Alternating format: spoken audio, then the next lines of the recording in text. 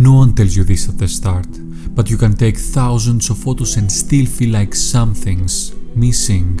You can chase the light, master the settings, buy the best gear, and yet your work doesn't move you.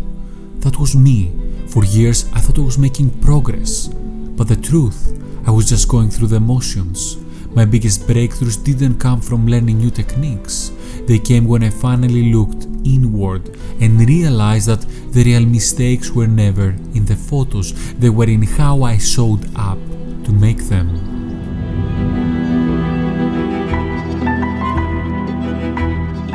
For more than the first 5 years of my photography journey, I thought I was making progress. I was showing up, walking the streets, capturing scenes, editing late at night, and then posting the results the following day. I thought I was doing everything right, but deep down, something wasn't clicking. Something was missing. Now I see it.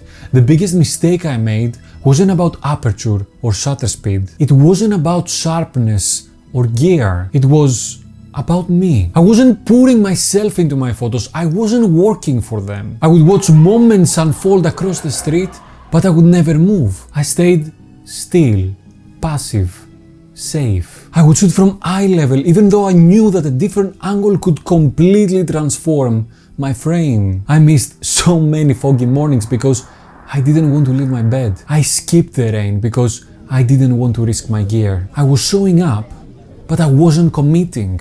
And without commitment, the photos lacked soul. Looking back, the problem wasn't just effort though. It was curiosity. I wasn't curious enough. I wasn't chasing to find the story behind the face or the place. I didn't wonder what was just around the corner. I didn't return to the same place again and again to see how it changed with time, with light, and with life. But photography often rewards those who are willing to wait, to repeat, to trust that some scenes won't reveal themselves the first time. Imagine you and the perfect moment as two swinging pendulums. Most days you will miss each other, but the more often you pass through that place, the better your odds that your rhythms will finally align. And when they do, that's when magic happens, but only if you are there for it. That's when I started to change. I began to understand when to slow down and when to speed up out in the field. Sometimes taking a moment is essential. So I would pause, review my images on the spot and ask myself what was working and what wasn't. At the same time, I stopped worrying about controlling everything in the frame and gave myself permission to shoot in burst mode when the time called for it. There is a photo I've shared before of birds cutting through the frame in perfect formation. In this case, I was able to capture this photo only because I let go of perfectionism and just reacted. That photo taught me something powerful. To be present, to be responsive, to not be afraid to challenge myself and my camera to our fullest capabilities. If you're enjoying this video so far, hit the like button and consider subscribing with a bell. But learning to be present didn't mean that fear disappeared. Street photography can be intimidating. I remember those early days, standing frozen, camera in hand, but too nervous to lift it to my eye. Fear held me back until I got comfortable. But comfort brought a new problem: overthinking. I would overanalyze everything, spend too long composing, fumble with settings, and just like that, the moment would vanish. That's when I learned another essential lesson. Photography is a dance between patience and speed, a balance between waiting and leaping, knowing when to slow down and when to act without hesitation.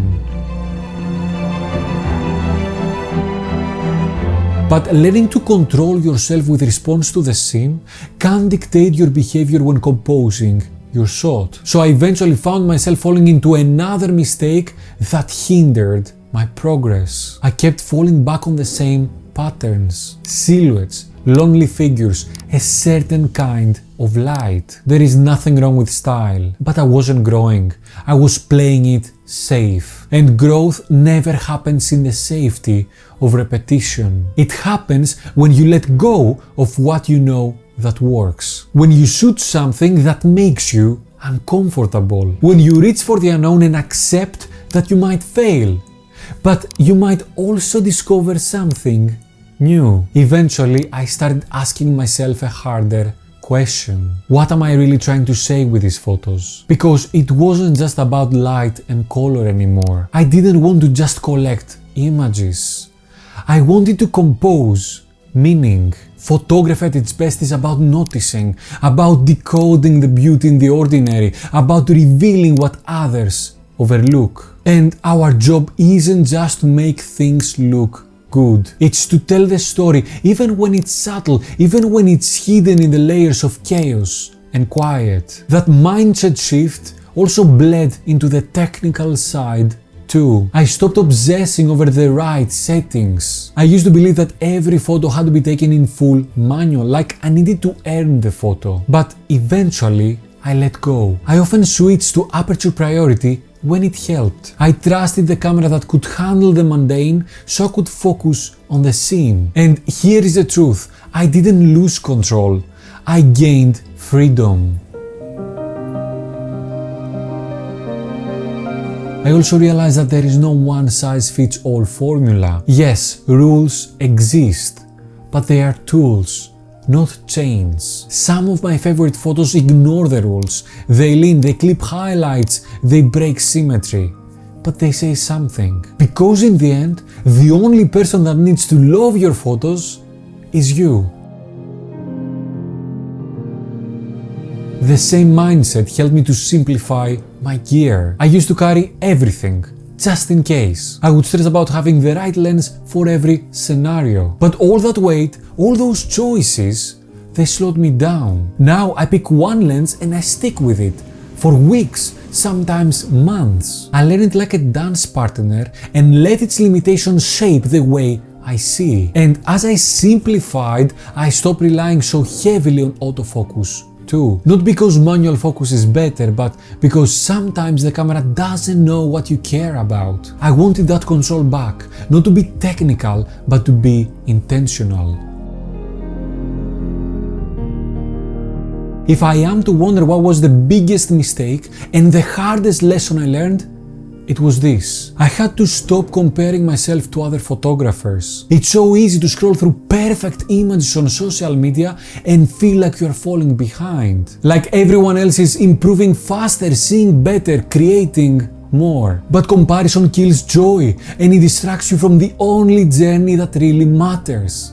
Your own. Now I shoot what I love. I fall in love with photos not because they are flawless, but because they feel like mine. And that is how photography has taught me more about myself than I've ever expected. Every mistake I made, every bad photo, every missed shot brought me closer to my truth. If I wanted to make meaningful photos, I had to give something meaningful back to photography. And that was my commitment to it. So if you're out there feeling stuck, unsure, maybe a little bit lost, keep going. Pour yourself into your work. Be curious, be patient, be fearless in the face of failure. Because sometimes the photos that matter the most are the ones that change you first. What are the mistakes that you have made that have slowed down your progress? I would be very interested to know.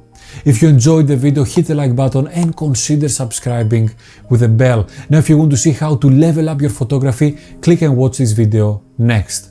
That was all for today, guys. Thank you very much for watching. Until next time, I will see you on the streets. Bye bye.